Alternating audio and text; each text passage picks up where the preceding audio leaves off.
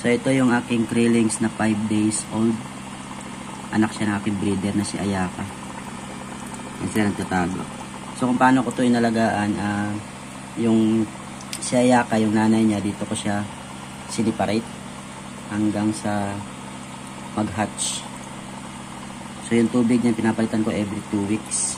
Ano lang, 30% ng tubig dito. Tapos nilagyan ko siya ng, nung malapit ng mag-hatch yung kanyang mga krillings, tsaka ko siya nilagyan ng mga dahon. Yan, meron siyang dahon ng, ito dahon siya ng mangga, yung dahon ng saging, tapos may dahon din ng talisay. Tapos nilagyan ko siya ng water lettuce, tapos yung dalawang aerator para sa oxygen. Pero itong water lettuce naman, nagbibigay siya ng extra oxygen din, kaya for sure mabubuhay yung mga krillings.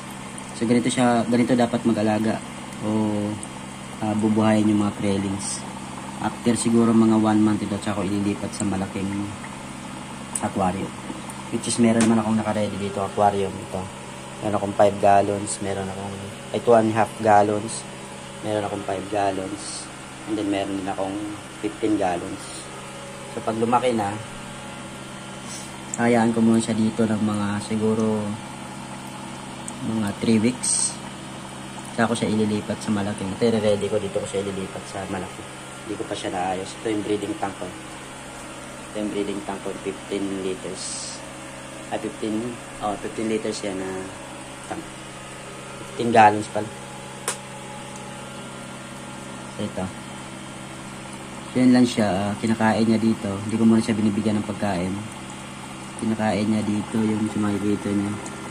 Kinakain niya dito is yung mga patay na ito yung dahon. Healthy yan sila, lumalangoy. So tatakpan natin para sure sila. So dito naman papakita ko, dito yung breeding tank ko ng aking, yan, andyan sila dalawa. Yan si Ayaka na sa ilalim.